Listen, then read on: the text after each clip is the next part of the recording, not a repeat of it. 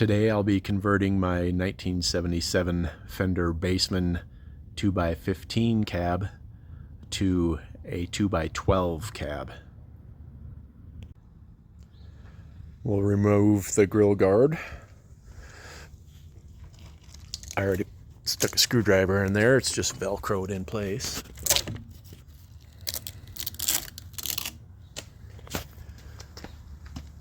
And that's what's in there. Got the speaker cabinet laying down flat, and I'm just going to remove the screws, get the speakers out. Alright, here's the speaker cabinet with the 15-inch speakers removed.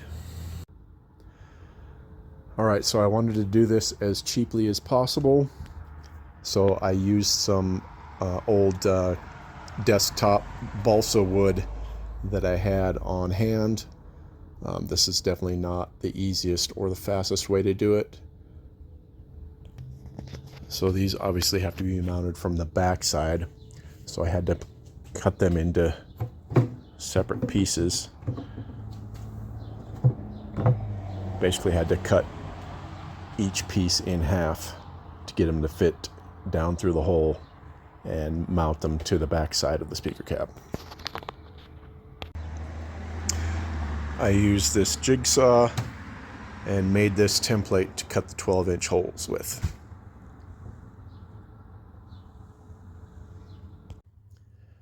Alright, I didn't film this next step, but you'll kind of get the idea. So these were two solid pieces before I cut them out. What I did is I mounted up the pieces inside the cab and then took my pencil, drew around the 15-inch hole,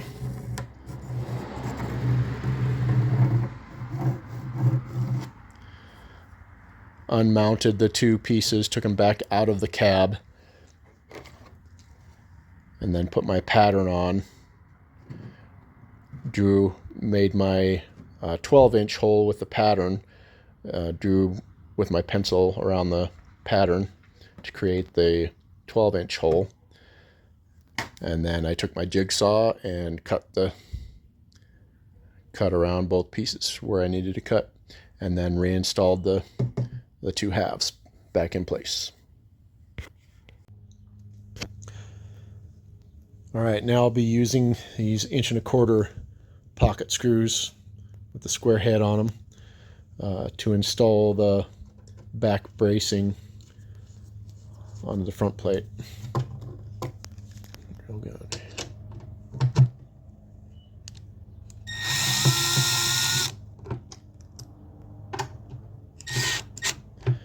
I'll do this all the way around.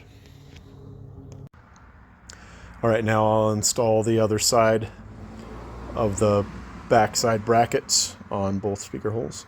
See if I can do this one-handed.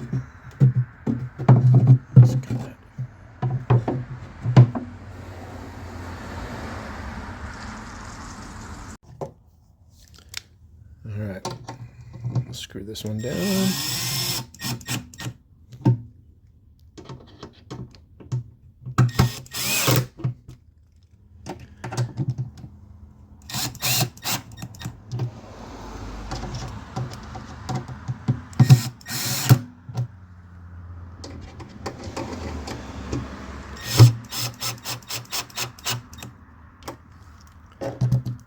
Alright, and that one hole is, back bracing is done on that. Alright, both the 12-inch hole brackets are installed and screwed in place. One thing to mention about working with balsa wood or MDF board, whatever you want to call it, is the inherent blowout that you get, or stripping of the holes, is very easy, as is evident by the holes that I had to fill with silicone and drill new ones. Just one of the downfalls of working with this stuff.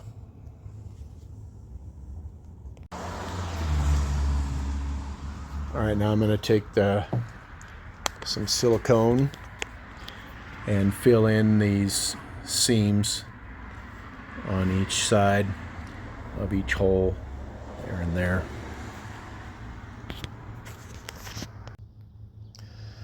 Alright, I filled the seams and any other spots that I thought would be necessary to fill with silicone. It's just a white silicone that I had on hand. It's for bathrooms and sinks and toilets and stuff, but it'll work just the same.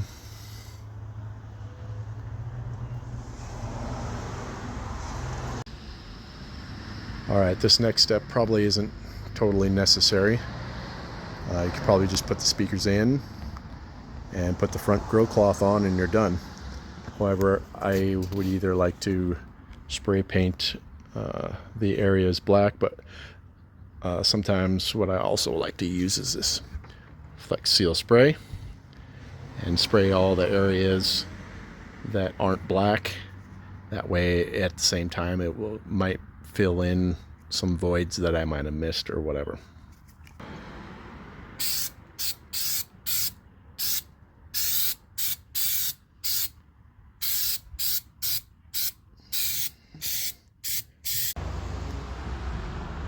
Just finished spraying the Flex Seal on the bare wood parts. That's done. Now we just gotta let it dry. Then we'll connect the speakers, mount them to the cab, put it on the front grill cloth, and done. I'll be using these 12-inch speakers that I took out of my Randall 212 speaker cabinet. They're lightweight speakers, and I'll just flip them over and front mount them onto the cab. I've connected the speaker wires. I've determined that the black is negative and white is positive, so I've already connected them. Now I'll just drop the speaker right into the hole.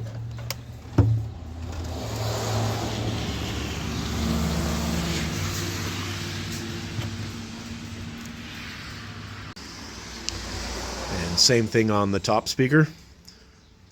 White's positive, black's negative.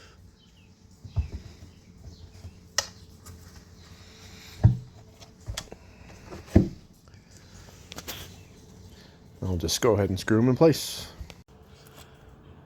Alright, screwing the speakers back in place using the original screws that came out of the fender of the old speakers.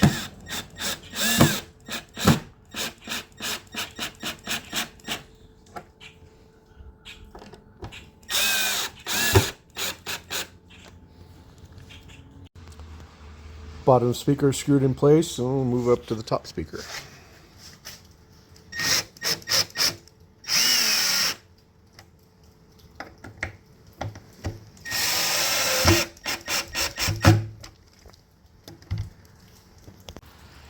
Both speakers are mounted in place, and here it is, the final results of the Fender 215 to 212 cab conversion is complete.